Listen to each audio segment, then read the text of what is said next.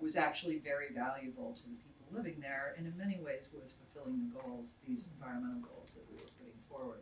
So I watched that first case be heard, and I started doing a series of maps after that to try and understand how common that condition was, how all these different proposals the city had for different spaces in the city overlapped with where a lot of these older apartment complexes were.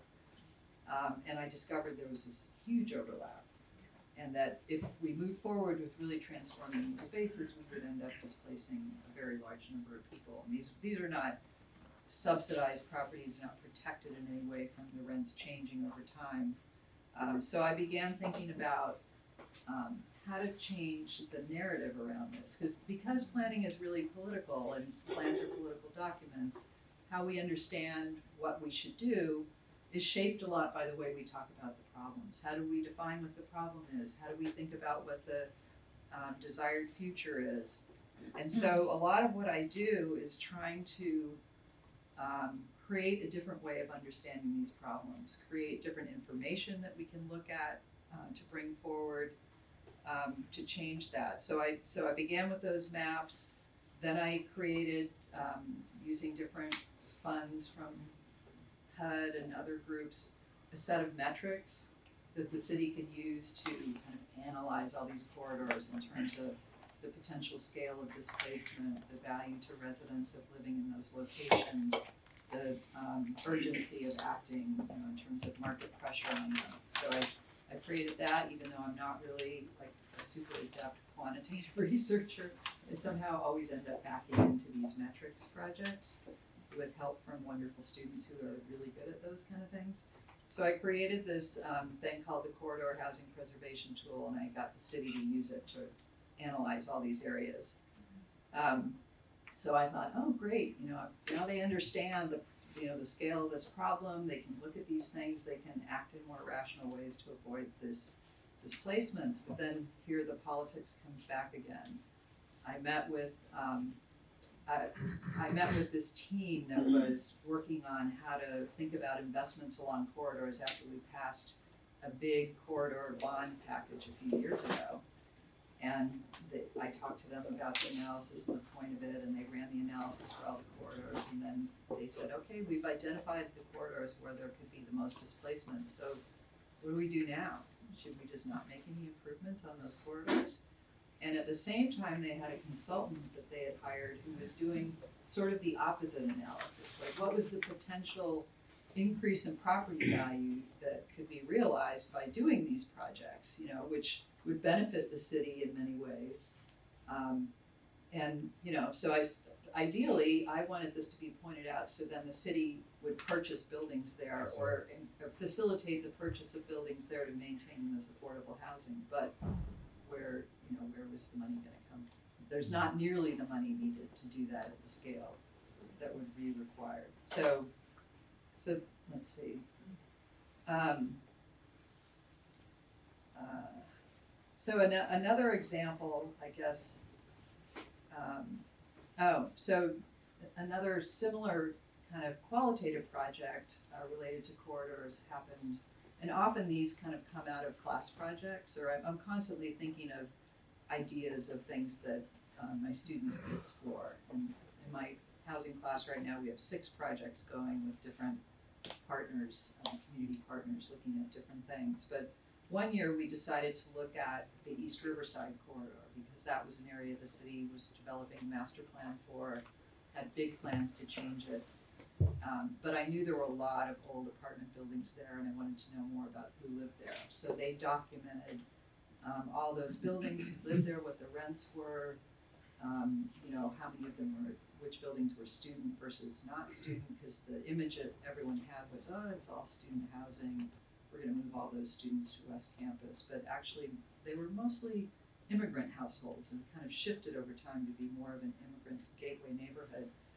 And the planners were going through this process of doing the corridor plan, and at that project, my students had done this analysis, and another colleague and I began trying to find people to interview who were being displaced from the neighborhood to find out where they were ending up.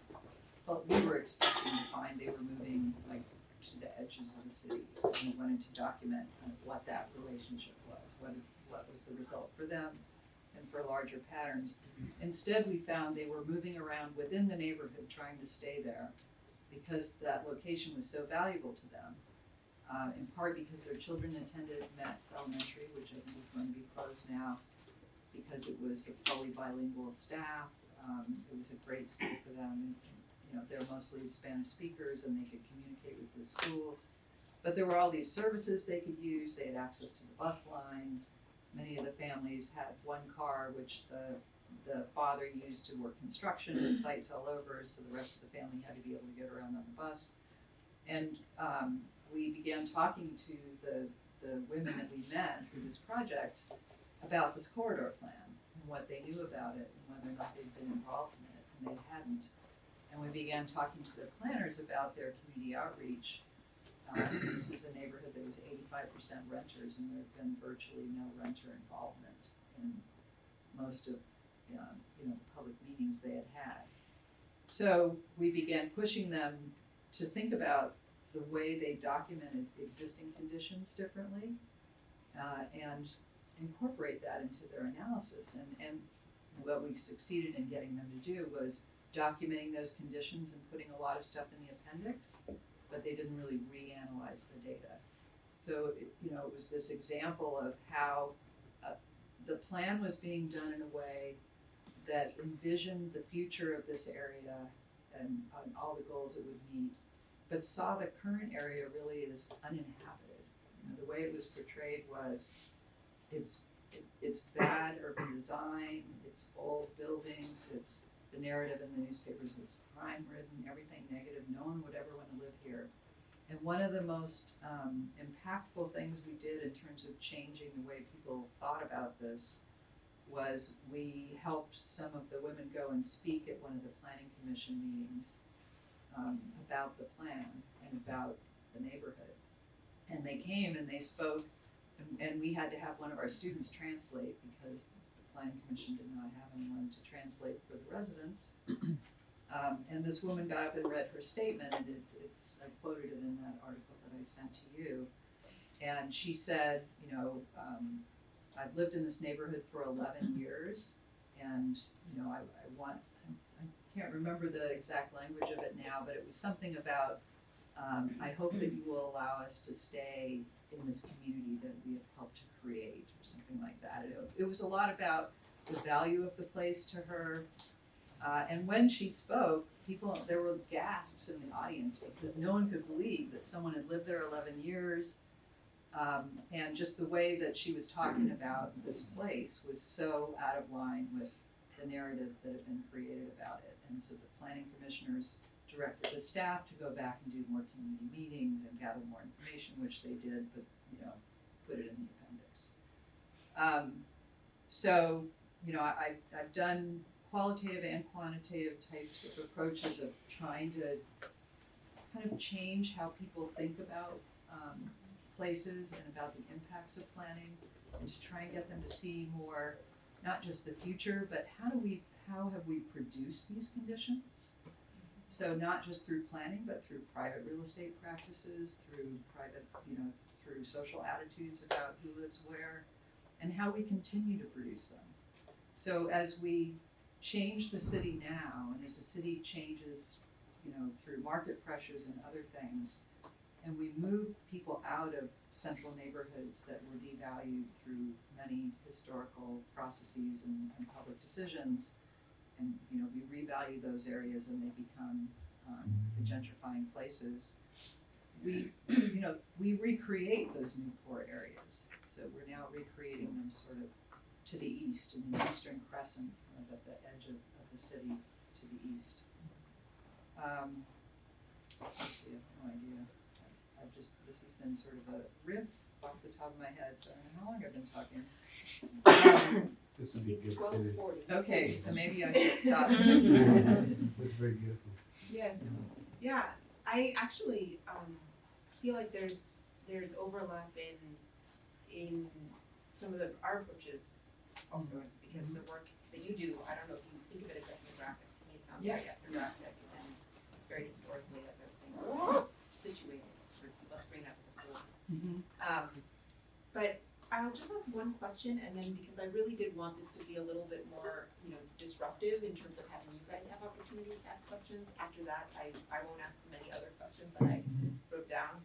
Maybe you guys can just speak a little bit to each other in terms of where you see opportunities for future collaboration, sort of where could planning and architecture as two distinct realms in the school, but you both presented compelling cases of how you teach politics at the forefront of each of the disciplines, having more direct conversation with one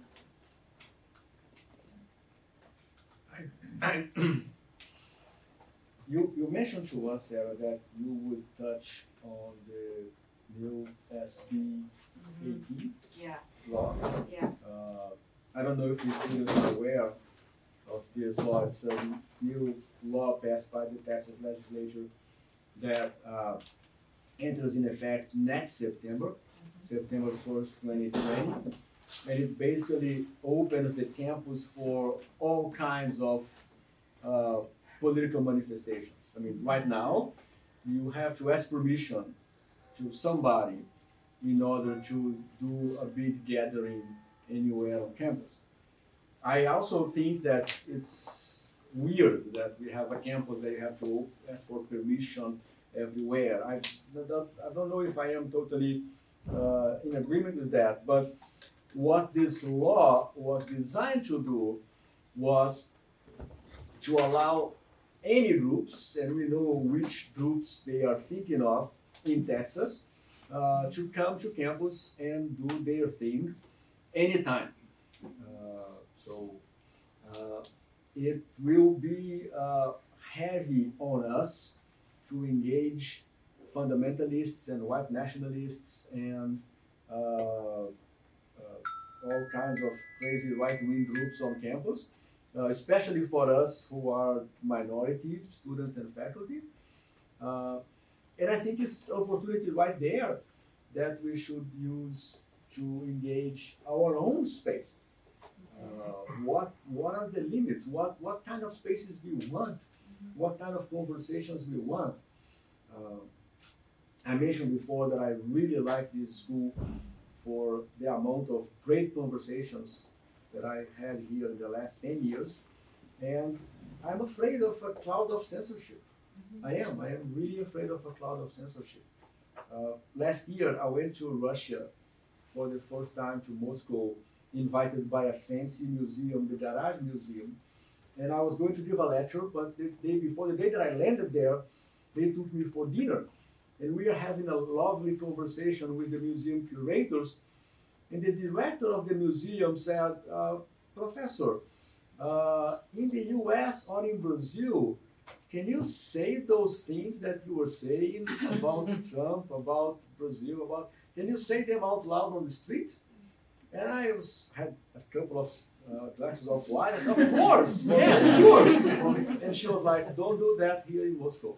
Tomorrow, at your lecture, I can assure you that there will be people reporting to the Russian government on the things that we discuss. Be aware of that. I took that, I took that heavily. I thought, oh my God, okay, I got it.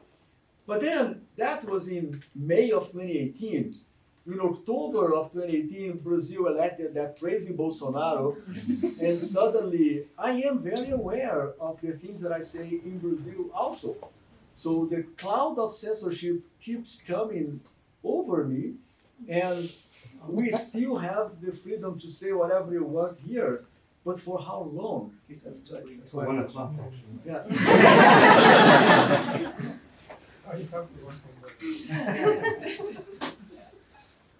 No, it's, yeah. So in terms of planning and architecture, though, you're talking about what is possible here for the spaces, both of our school, our building, and also the campus in general. How do we be people who think about and articulate and activate what is possible here? What do we want to see here? Questions like that? Yeah.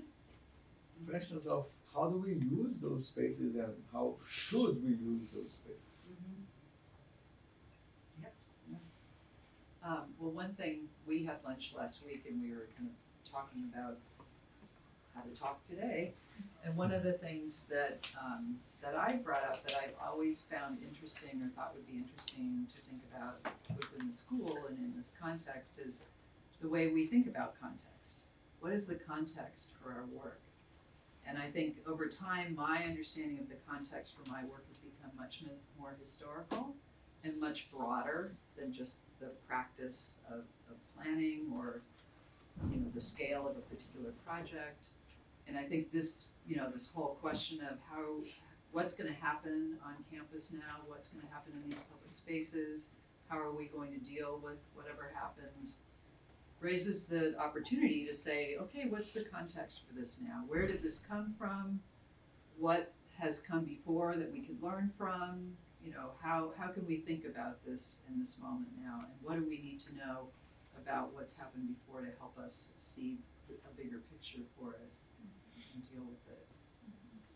But within our fields, I always feel like when you put out those center publications, I always thought we should have one that was called Context.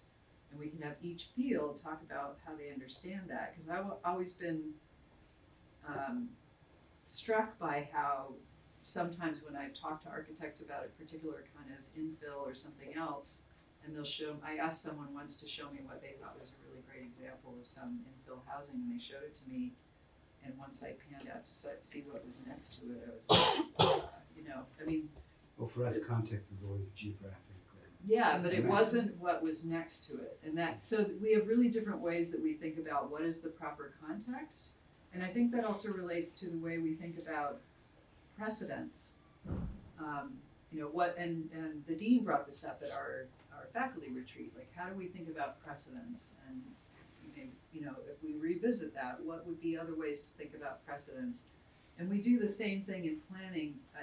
I always have this rant in one of my classes at some point about the phrase best practice, which I hate, which is to me decontextualize precedents, you know, and for me what decontextualize means, you know.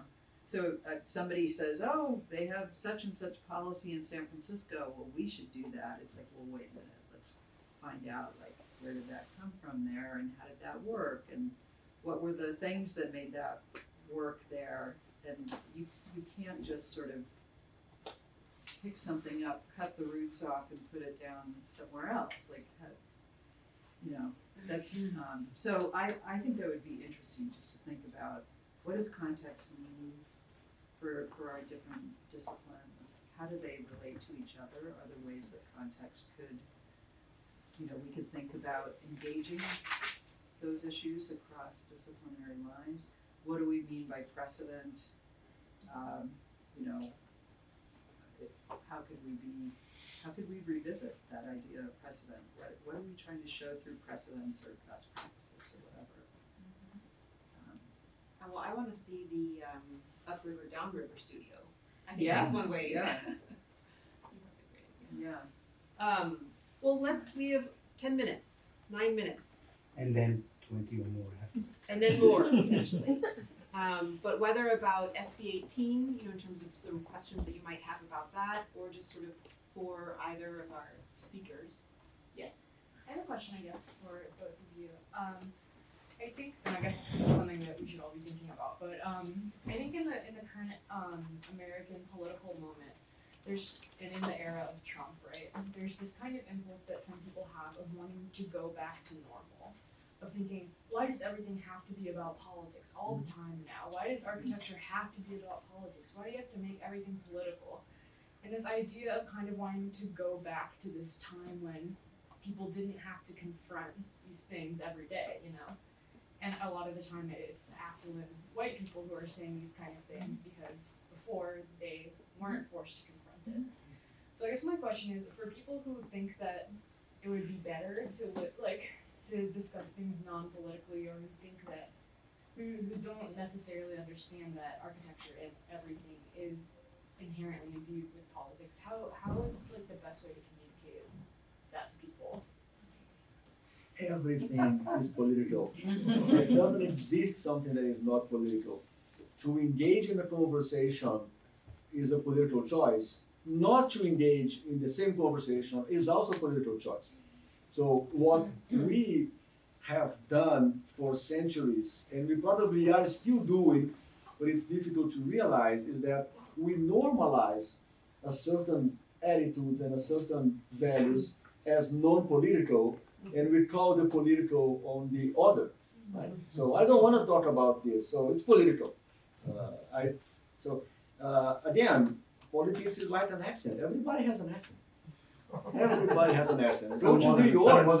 Oh yes, of course. I have a strong accent. I'm very political. But if you go to New York, and they will make fun of your accent. They come here, and the Texans make fun of their accent. I mean, that's the, to me, it's the way to respond to that. Everything is political. I mean, what we do is to normalize a certain attitudes to avoid discussing that. I agree with that, but I think part of what you're asking though is, I think, how do you start a conversation? You know, I think there are ways to do that where you start out maybe by questioning smaller issues or smaller choices, or talking through choices and thinking about the implications of choices, and maybe helping people to see things that they hadn't thought about as a way to kind of build toward a larger conversation.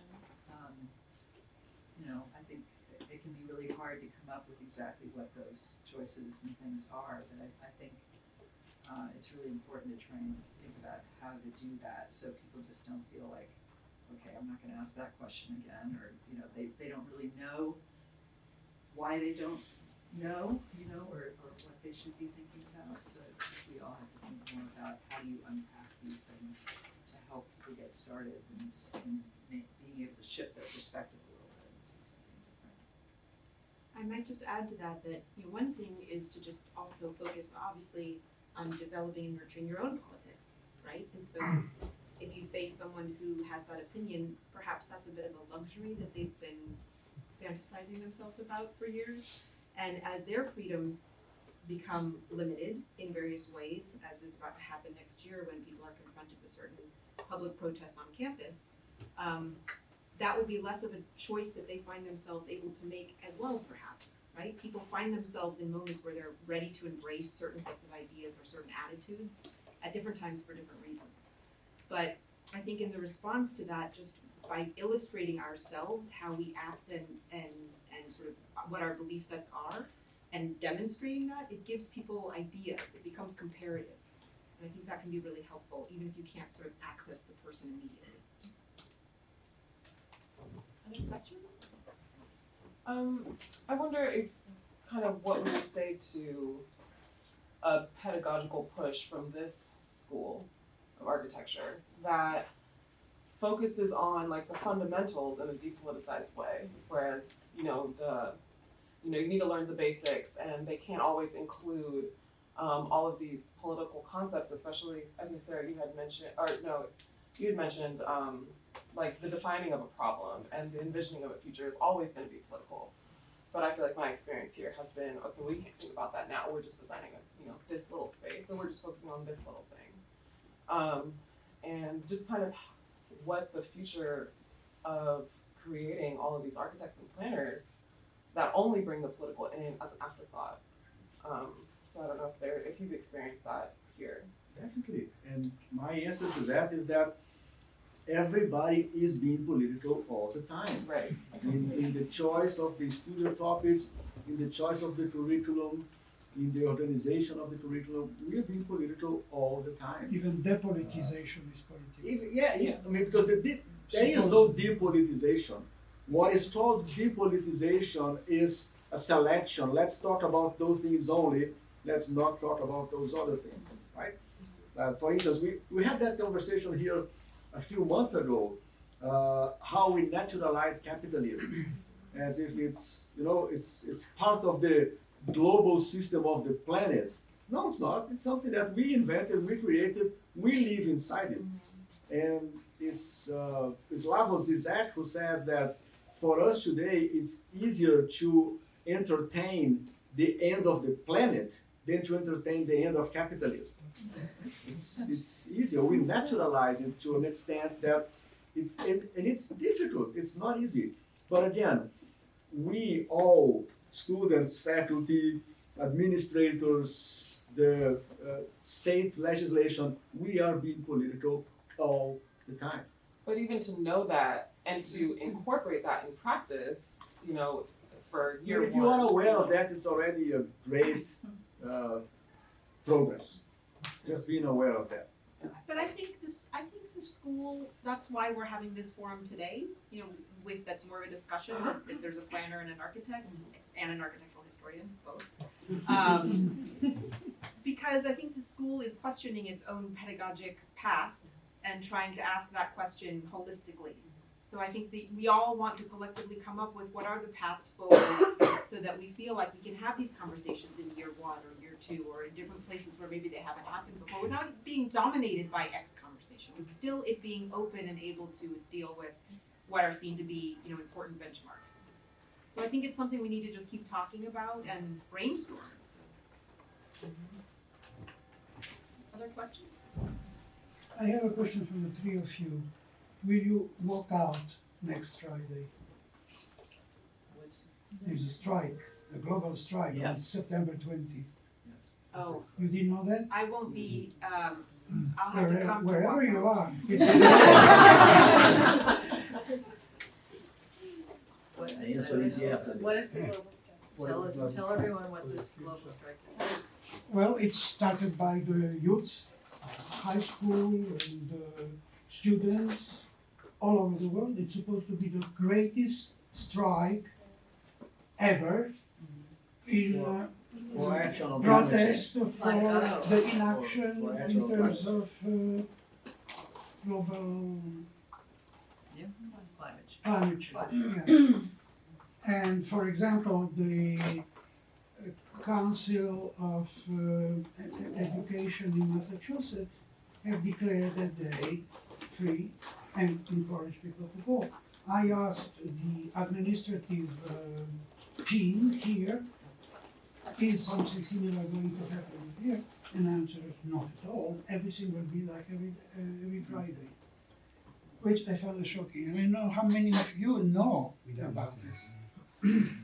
What time? How many of us knew It that? will be, okay, so let me tell you, the striking people will meet in front of the Capitol at noon, Friday.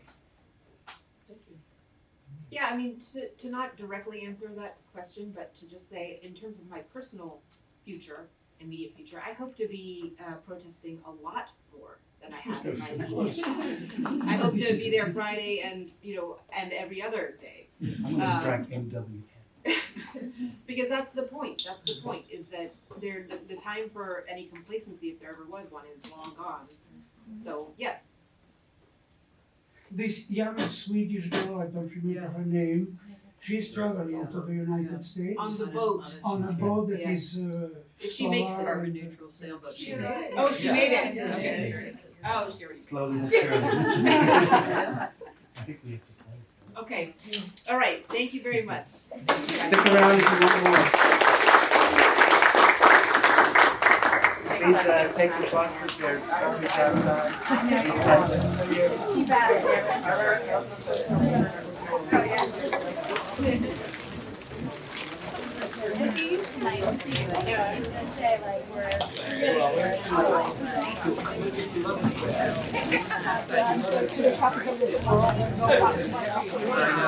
That's the main thing. We are comfortable as long as we keep running in the system. When that is threatened,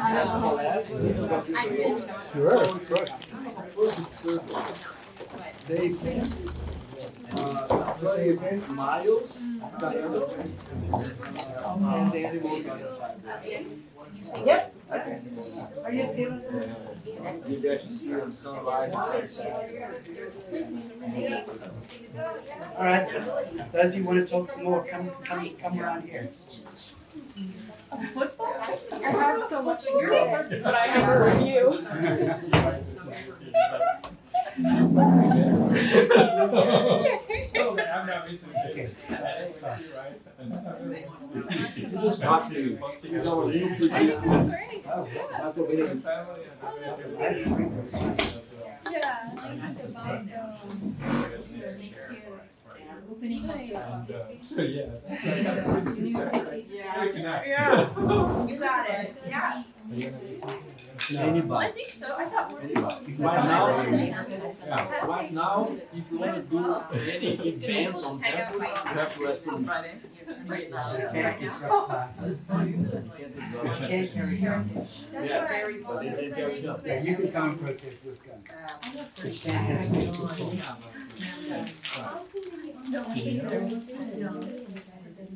Because they declared it a public service. Yeah, it's just like a city. I didn't know we needed to ask. You know, multilingual speakers. Yeah, and you can, if you're not a student, you can be. With a median, you know, No. you have to have a median income of. The truth is, you don't need to ask permission.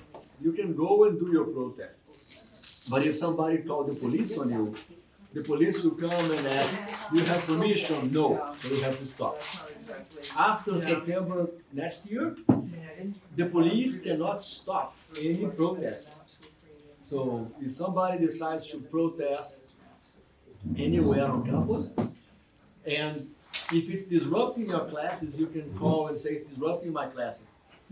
They have to stop disrupting, but then it's already disrupted by the time, I mean, this room here is a room that gets a lot of noise from Yeah. the area here. I mean, I feel here in the morning, and sometimes there are things happening here, With loudspeakers. loudspeakers, Yeah. all kinds of things. Yeah. So if it's a protest, And after 5. by the time I call the campus police and tell them to stop, class is over. Because I used to teach here in the evening and there would be some sort of Christian group Yeah. that would it's come with singing and amplification dancing. and I couldn't get them to shut down. You can now. Oh, really? Yeah. So I have a couple of questions for you. I have 3. So Liz, I just wanted to ask you, I was very moved by the description of the woman talking about the 11 years there and so on and so forth. If you went back and looked at what she said more exactly, or what people expressed, how much of it is actually affection for the place? It's kind of the community, it's And so it's for the people. it's everything they have there. So if you could take Some the of that is, community, the people they know, the jobs they have, the buses they use, and all the rest of it, and by magic, by the way, extract them, replace them with fresh new architecture, and put them back, would they be happy? yeah, but they know that's not gonna happen. So they would be. So there's actually no Well, one of affection. the things, There's no affection for the buildings. There's no affection for the grounds. There's no affection for the. the I think buildings. you're making a false No. distinction between Yeah. place and social life. They're one thing. Well, and it's Yes, also no. what they can afford. Yeah, the buildings are not well maintained. Yeah. But That's why the rent is that's cheap. why they live there. But they don't like the buildings. You know, they're, Is that like a mom? that's mom not the issue for huge you? thing. I mean, when we talk to them about the plan and about all the stuff about the streetscape and everything, most of them were from Mexico and they said, yeah, you know, I came, in my town, you know, they had a great square and we'd walk, you know, you could walk, they had Yeah, all the urban design stuff, they were like, yeah, we like that, and we know how unsafe it is to walk along Riverside and to Yeah. cross there, we do that, we want those things to be better, but we wanna be able to actually stay and experience them as they change. So they actually do not like the place. Now, I'm They assuming, don't I'm like assuming that some not of the, all relationships are between people. That actually Can I people have, ask you what do people you have mean by relationships to things, they have relationships to trees, they have relationships to walls, they have relationships to all kinds of things. I think people are very important. But the point is, a lot of what an architect does to try to do is develop a relationship between a people and place. right, but it's wrapped Right. up with cost, and, you know, Right. location, all these other Right. things, it's a package, so you Right. can't extract those pieces. If you could magically tell them, like, this was another thing about the planning process that I think is so manipulative, those visual preference surveys. So they showed these at the community meetings that no renters were at, and it's like, which do you like? And they'd show the current Yeah, all bleak, dilapidated. bleak-looking yeah. streetscape, Yeah. or this like really shiny and new, great-looking thing with no Little people in it. plastic, It's right. like, guess what? You will not be a person in that picture. Just like who's gonna pick? Everyone's gonna pick the nice one, but if to get the nice one, you have to have this much money. It's all of a piece. The point was, like, I think the point for the planner should be, there are existing problems and there are future goals. How do we try and solve for both of them? Like, how are we trying to improve the place for the residents and make its, But I Yeah, was make it just as curious, it among the changes. people who would rather not change and be there, none of that reasoning had to do with affection for the place itself. well, I think your idea of place is too narrow. So I guess I wouldn't No, I mean, buy physical that. place. They don't like an unmaintained, an apartment that the landlord doesn't repair. No. But it doesn't imply, what does that imply? But place is Oh, not just a great, building, but place, if you live there for 11 years, you have memories of, I don't know, your child learning how to ride a bicycle and affection for the place Yeah. that is not related to the actual built environment. Well, that is. Well, and there were social clubs, there were places where they could buy the food products from where they came from. There was a flea market on the weekend, where people sold, they were able to sell stuff, they could go. There was lots of other things that happened there. I just have a question, But when you're that's where the speaking about, conversation. when I I think just it's a heard, gap in our theorization, Yeah. is the whole problem. just a question about place, is it about like the building itself? The That building itself. just what an architect, because this is my question forever. When I started architecture school, what do we really change? What do we what is really our position as architects? And now I'm not an architect, I'm an architectural historian in the making. So, but it's always the question, and in a class and in studio everywhere, and like you are looking at all these different facets of the life of a human being in a place, but you're affecting a physical particular Yeah. part But of here- it. So what can you do So or I not? think, I'm pointing to what I think anyway, is a lacuna in our theorization of these things.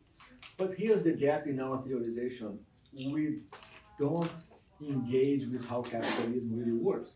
So even if the magic was possible, let's say you have a really benevolent developer that wants Brad Pitt, but Brad Pitt's like architecture, right? So he purchases Let's just say. the dilapidated apartment complex. Brad He Pitt. did a project. He really You did. are He purchases the Oh, yeah. apartment complex is dilapidated. after He pays Katrina. the rent for everybody to stay for 1 year somewhere close. And after 1 They year, fix it up, they they beautify come it. back, they beautify, they have beautiful new apartments and for the same people for the same rent, Yeah. right?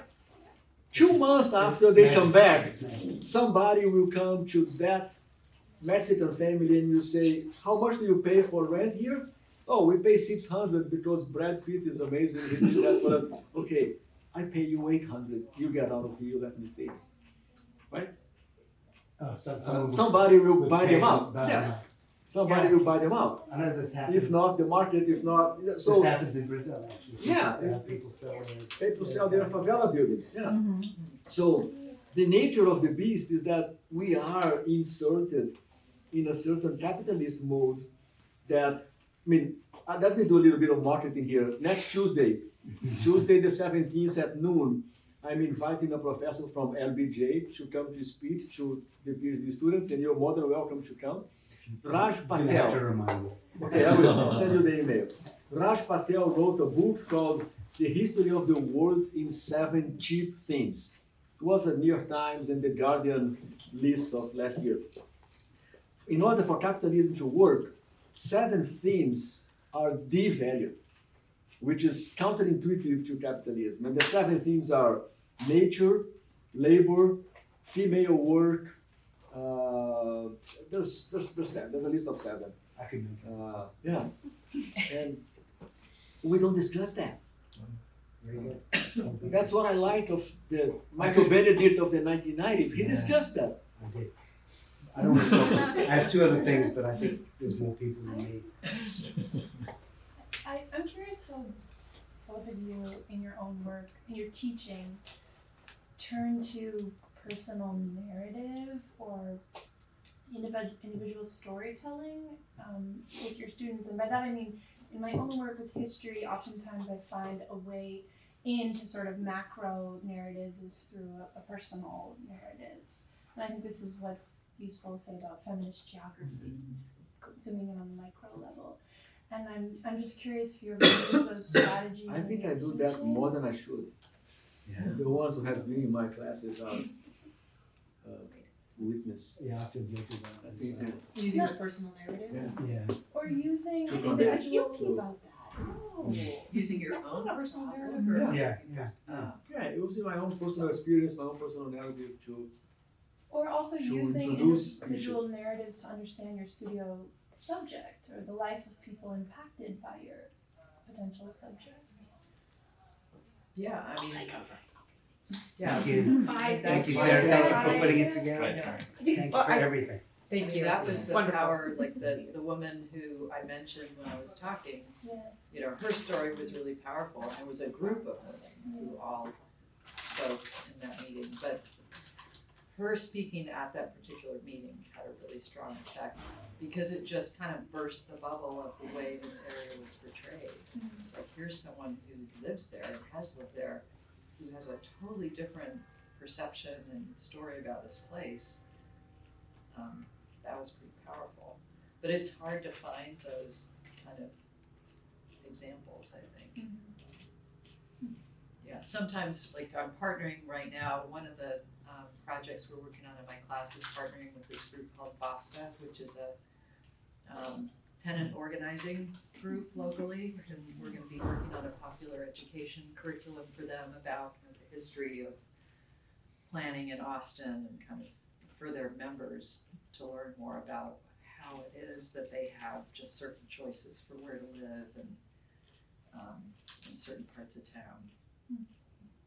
So through them, you know, I've learned through the woman who's the director of that a lot more about the stories of people living in certain places, because another part of my research is about poor housing conditions and why it seems so hard to do anything about it. And so I've heard a lot through that about what the conditions are in some of those buildings and the experience of people who live there. But Liz, don't you, at some point, don't you have to go, look, if you look at urban history, well, just history, I guess, it is the history of displacement. No one lives where they live. No, Well, no okay, people no, live with. but You know, not like- living, there people move, there's Yeah. movement, but displacement is a different thing than just turnover.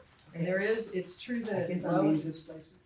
Like, no, displacement is if, well, there's a lot of forms of displacement. Okay. And the uprooted report, which I didn't have time to talk about, that Jake and I worked on, we have like a whole thing about the different definitions. And the most common form is not like being evicted or your building's torn down, it's more, you live in a certain neighborhood, you might have to move, and indirect displacement is where you can't find another place in your neighborhood anymore. And when you leave your place, the rent goes up and someone similar to you can no longer move in. So the normal sort of turnover of residences in that area has now excludes. Is there a place in the world where this doesn't happen?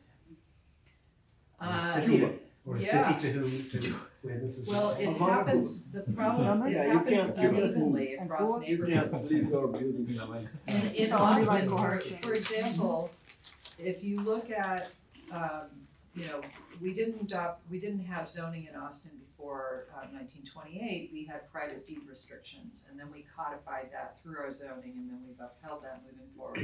And certain parts of West Austin have been very well protected over time from change. They've remained high-value neighborhoods, and while there may be turnover, the similar types of people are able to move in. So there isn't displacement in that same sense, whereas in other So actual neighborhoods- people keep moving, but the class. and- Right, the class economic character class and the and- race right. doesn't change that much, and that's sort of the normal turnover, whereas other places, you know, that changes. And there's a reason those places are more vulnerable to that kind of change. You know, that has to do with private real estate practices, public zoning practices, you know, all kinds of other stuff. So right now we're fighting about redoing the land development code, and people are talking about central neighborhoods with single family homes like they're all the same, and they're not all the same. You know, some of them have this history of protection. They're still protected because they still have private deed restrictions that supersede zoning. Other areas are sort of open, you know, the value is going up and they're totally changing. And there is this form of displacement happening there. That always does happen in cities because there's always a group that doesn't have power and who is relegated to those vulnerable places. So how do you resist, I'm going to say he's a Republican, who says, hey, the same as it ever was, like you can't stop the tides of history. Sort of. You take a very large view. This piece of land we're on here was once not in residential. Yeah. It was once a hill with along the Indian River. You know, it's like, how do you, if someone pulls out the big picture, how do you say, well, that was Well, it's a new time? I think that to me, if we're gonna talk about like the grand arc of history, is we go from when, you know, the Greeks have democracy, but it's this many people are part of it and everybody else is not. You know, it's like over time it's become, we've spread the protections or we've included more people in the benefits of urban living or whatever. And that's what I'm doing, that's what we're continuing. Well, but I feel like we're going backward on that.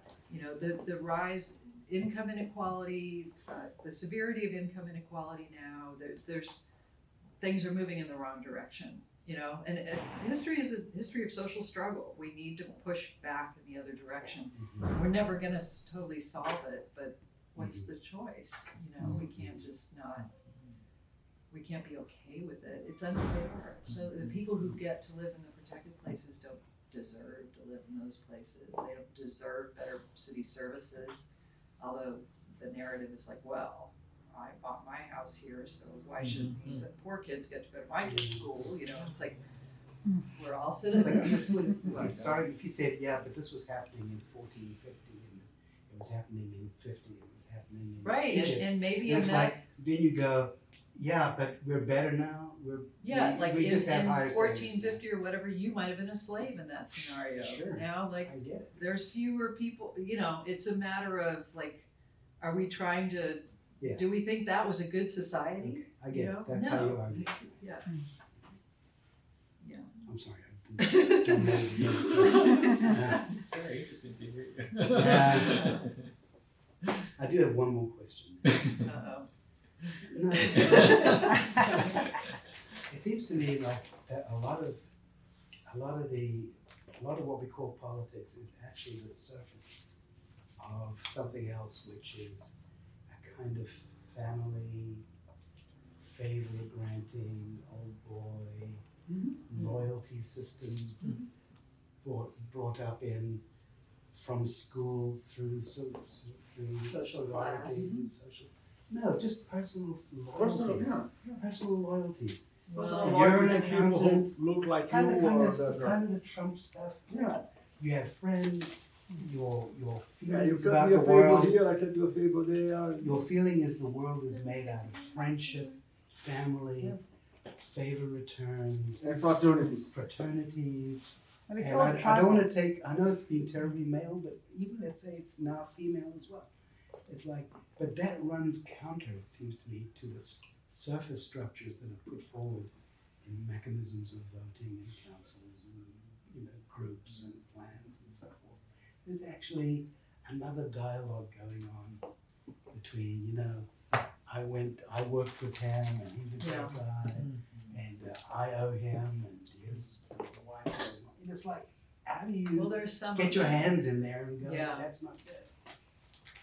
Yeah, well, I mean, you know, there's certainly that at the local level, there's sort of the politics of, you know, I certainly hear about this through my friends who are involved in democratic politics. There's like the people who decide which candidate they're gonna support. Yeah. The whole consultant class, like, no, so-and-so's gonna be the candidate, you know, sort of predetermined. Yeah.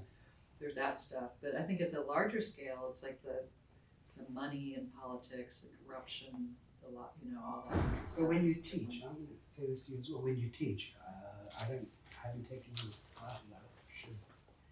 But it's like, you're gonna talk to this group of students, and I have two kinds of advice. Understand how government works and, work in it and at various levels and understand the machinery of government. Advice one. Advice two, make new friends over in the business school. Go to parties.